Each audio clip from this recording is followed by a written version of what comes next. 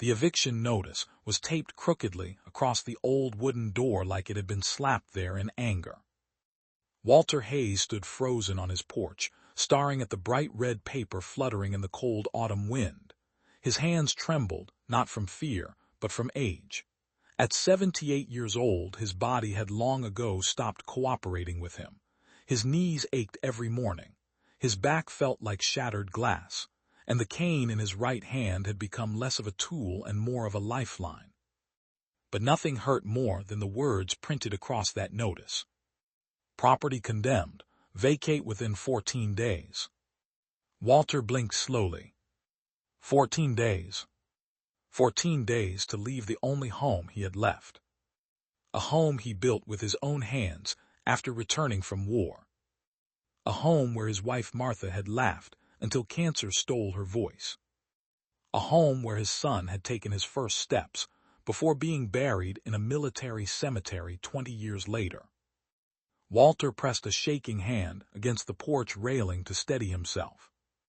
Then he heard the engines. 3 black city SUVs rolled onto the gravel road like predators arriving for wounded prey. Neighbors peeked through curtains. Children stopped riding bicycles. Everyone knew why they were here. The lead SUV door opened. Out stepped Councilman Richard Bell. Expensive coat, perfect hair, cold eyes. The kind of man who smiled only when cameras were nearby. Behind him came 2 city inspectors carrying clipboards. Walter already knew this wasn't about safety. It was about land. The entire neighborhood had been under pressure for months. Developers wanted the lakeside properties cleared so luxury condos could be built for wealthy investors from the city. Most people had already sold. Walter refused. Because this wasn't property to him. It was memory. And memories were all he had left. Richard Bell walked up the porch steps slowly, almost theatrically. "Mr. Hayes," he said smoothly, "I'm afraid the inspectors found severe structural violations." Walter stared at him silently. Bell continued. "The foundation is unstable, mold infestation, electrical hazards. The city cannot legally allow occupancy." Walter finally spoke. "My house survived 3 hurricanes." Bell smiled faintly. "Buildings deteriorate." Walter's jaw tightened. "No," he whispered, "greedy people do." One inspector shifted awkwardly. Bell's smile vanished instantly. "You have 14 days. Walter looked at the eviction notice again. Then at Bell. Then beyond him, toward the lake. For a brief second, something flashed in Walter's eyes. Not fear. Not surrender. Pain. The kind that forms only after a lifetime of loss. "You know," Walter said quietly, "I once carried a 19-year-old soldier through enemy fire for 2 miles after both his legs were blown off." Bell said nothing. Walter continued. "He kept apologizing for bleeding on me." The inspectors exchanged uncomfortable looks. Walter stared directly into Bell's eyes now. "And somehow, that boy had more humanity in him than most men I meet today." Bell cleared his throat. "I understand emotions are high." "No," Walter interrupted, "you don't understand anything." Silence spread across the porch. Bell stepped closer. "You can cooperate now," he said quietly, "or the city can make this very difficult for you." There it was. The threat hidden beneath polished words. Walter saw it immediately. Because war teaches you something important. Real danger rarely shouts. It whispers. Walter looked down at the eviction, noticed one last time. Then slowly peeled it off the door. Without another word, he went back inside. Bell watched the door close. One inspector exhaled nervously. "Sir, are we absolutely sure about the condemnation?" Bell's face hardened. "Do your job." "But the reports." "I said do your job." The SUVs drove away minutes later, and Walter Hayes sat alone in the dark living room. The silence felt heavier than usual tonight. He looked around the room slowly. The old grandfather clock. Martha's knitted blanket draped across the couch. Framed photographs lining the walls like ghosts refusing to leave. One photo caught his attention. A younger Walter in military uniform, beside another soldier, grinning with an arm around his shoulder. Senator Thomas Whitaker. Before politics. Before power. Before the world changed them both. Walter stared at the photo for a long time, then looked away. Outside, rain began falling softly against the windows. And somewhere deep inside the house, a floorboard creaked. Walter frowned. He grabbed his cane and slowly stood. The sound came again. From upstairs. Nobody ever went upstairs anymore. Not since Martha died. Walter climbed the staircase carefully, each step groaning beneath him. The hallway smelled like dust and old wood. At the very end sat the attic door. Slightly open. Walter's heartbeat slowed strangely, because he knew he had closed it yesterday. He approached carefully, then pushed it open. Darkness. Boxes. Old furniture covered in white sheets. And on the floor, a small wooden chest. Walter froze. He recognized it immediately. Martha's chest. He hadn't seen it in years. Slowly, painfully, he knelt beside it. Inside were old letters tied with faded ribbon. Military medals. Newspaper clippings. And beneath everything else, an envelope, yellowed with age. His name written across the front in Martha's handwriting. Walter's breath caught instantly, because Martha had died 12 years ago. His hands trembled violently as he opened the letter, and when he read the first line, the color drained from his face.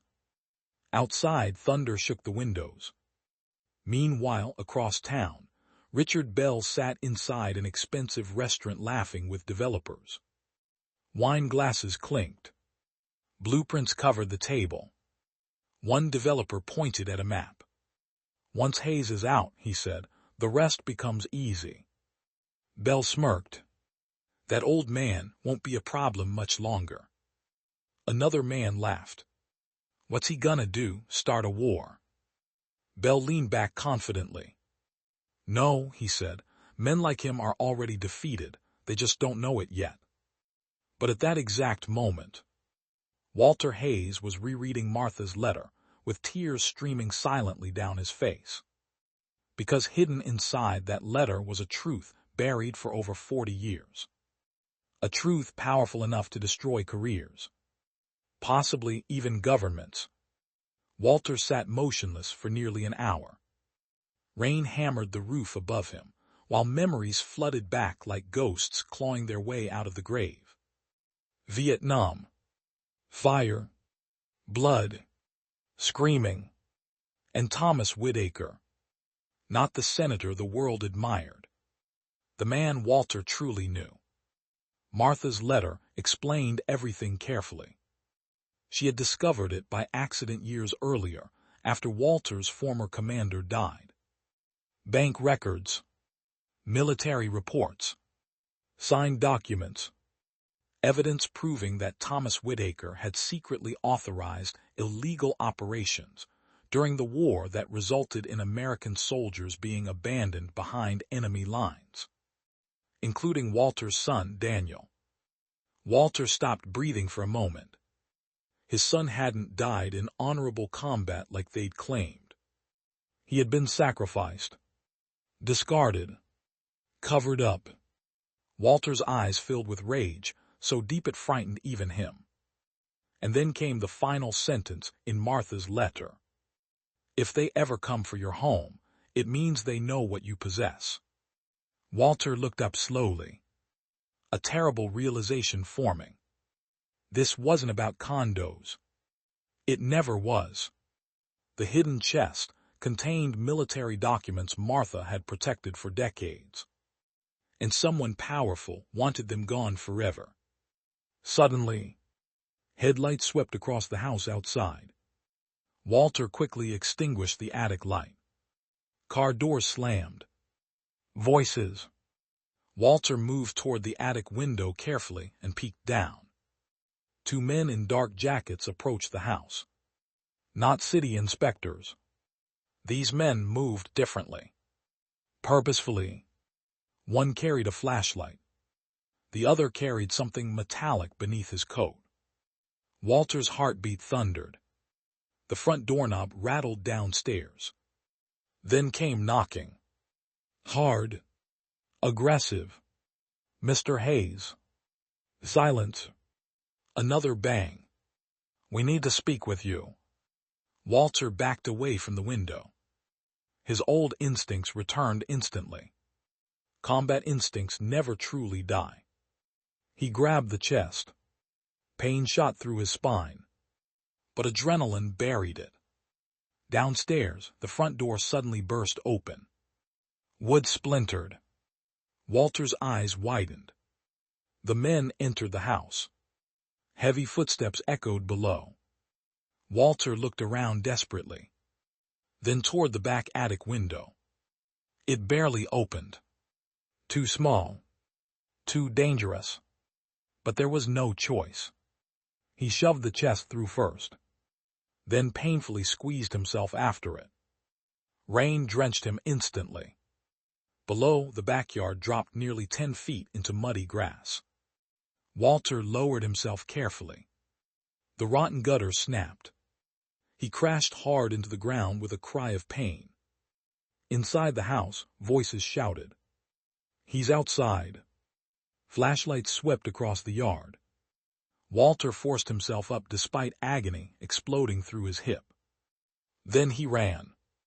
Or at least the closest thing an old broken veteran could still call running. Into the woods behind the lake. Rain concealed him. Branches whipped his face. His lungs burned. But he kept going. Because for the first time in years, Walter Hayes had something left to fight for. Morning came gray and bitter cold. News spread quickly through town. Elderly veteran missing after violent break-in. Neighbors gathered outside the damaged home, whispering anxiously. But Richard Bell stood calmly near the police tape, pretending concern for cameras. We're deeply saddened, he told reporters. Mr. Hayes was a valued member of this community. Lies flowed from him effortlessly. Then one reporter asked, Councilman Bell, some residents claim the city unfairly targeted Mr. Hayes. Bell's expression darkened slightly. The city followed all legal procedures. Another question came immediately. Do you know why unknown men broke into his house? Bell smiled politely. That is an active investigation. But inside, he was panicking. Because Walter Hayes was supposed to be frightened. Not missing. And definitely not alive with those documents. Meanwhile, Walter hid inside an abandoned fishing cabin deep beyond the lake. Every movement hurt now. His hip was swollen badly. Blood stained his pant leg. But his hands remained steady as he opened the chest again. Inside was enough evidence to destroy Thomas Whitaker's entire legacy. The senator had become a national hero after the war. A future presidential candidate. Untouchable. And Richard Bell. Bell worked directly under Whitaker's political network. Suddenly, everything made sense. The pressure. The threats. The condemnation. They weren't removing an old man. They were erasing a witness. Walter closed his eyes briefly, then pulled out an old photograph of Daniel. His son smiled brightly in uniform. 24 years old. Too young to die. Walter's voice cracked softly. I'm sorry, son. Tears rolled down his weathered face. I failed you. But then something unexpected happened. A vehicle approached the cabin slowly. Walter instantly grabbed an old hunting rifle hanging near the door. The truck stopped outside. A young woman stepped out holding a camera bag. Reporter Emily Carter. The same reporter from earlier. Walter narrowed his eyes. How did you find me? Emily looked nervous but determined. Your neighbor told me about this cabin. Walter kept the rifle raised. You should leave. Emily swallowed hard. Mr. Hayes, I know the city is lying. Silence. I saw the inspection reports, she continued. Your house passed every safety test. Walter stared at her carefully. And why would you care? Emily hesitated. Then quietly said, My father served with you in Vietnam. Walter froze. What was his name? Michael Carter. Walter's eyes widened slightly. The rifle lowered. Mike survived because of you, Emily whispered. He told me before he died. For the first time in days. Walter saw sincerity. Emily stepped closer carefully. What are they hiding? Walter looked toward the lake. Toward the town. Toward the powerful men hunting him. Then finally handed her Martha's letter. Emily read silently. And as her eyes moved lower down the page, her expression changed from curiosity to horror. This can't be real, she whispered. Walter's voice turned cold. It is. Emily looked up slowly. If this gets published. Walter nodded. Powerful people fall. And somewhere across town, Richard Bell received a phone call that made his blood run cold. Sir, a voice said nervously, we think Hayes contacted the press. Bell stood abruptly. Find him.